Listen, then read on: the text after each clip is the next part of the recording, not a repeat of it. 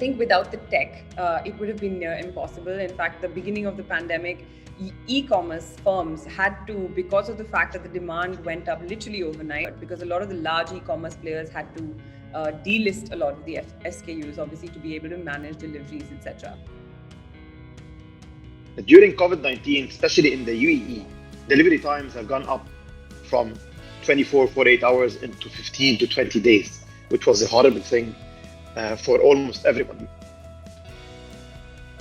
More importantly, the retail brands, as I mentioned, D2C was a trend that had emerged. A lot of these offline brands were not prepared to handle D2C, and that also put additional strain on them on how to handle these consumers. They were never connected to the consumer directly. While they saw the benefit that they could collect the data, but they had to invest in technology which was suited on e-commerce. Their legacy systems were not prepared to handle that.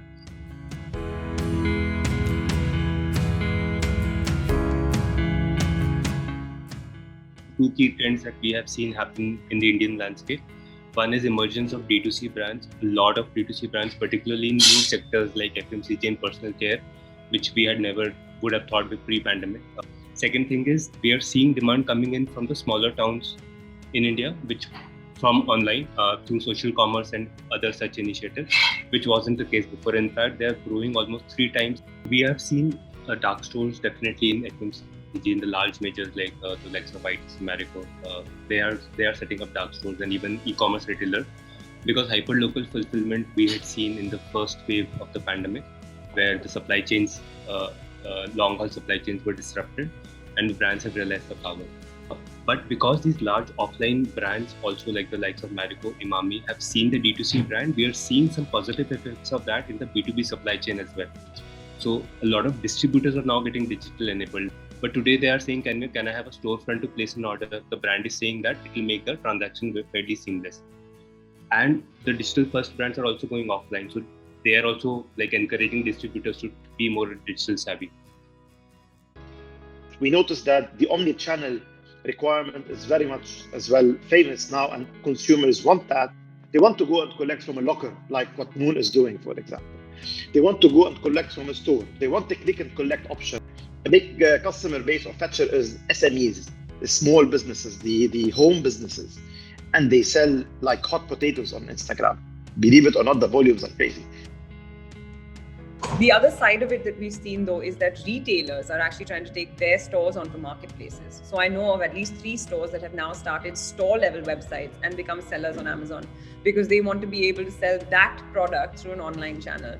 And retailers who've had their own apps, some of the larger retailers that are based in Delhi who we partner with, their apps are actually driving a large part of their business. But I think one thing that's happened, which is a good thing, is that consumers have become a lot more informal in their relationships with brands, and vice versa.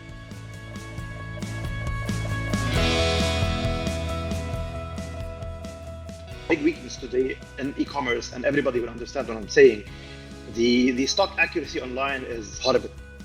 If I want to buy today any product and I go on Google and Google that, I will never have a proper accuracy where I can find that product and I can buy it now, even if I want to go and pick it up personally.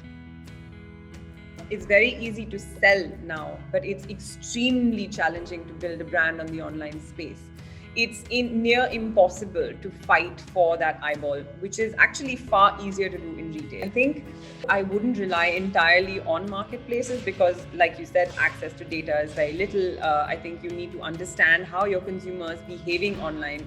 For example, for us, a lot of our SKU level choices are made based on how consumers are buying. So it could be combos or pack sizes. And for a company as small as us, that's very, very valid learning. But for a larger company, that's, I think, even more valuable to have.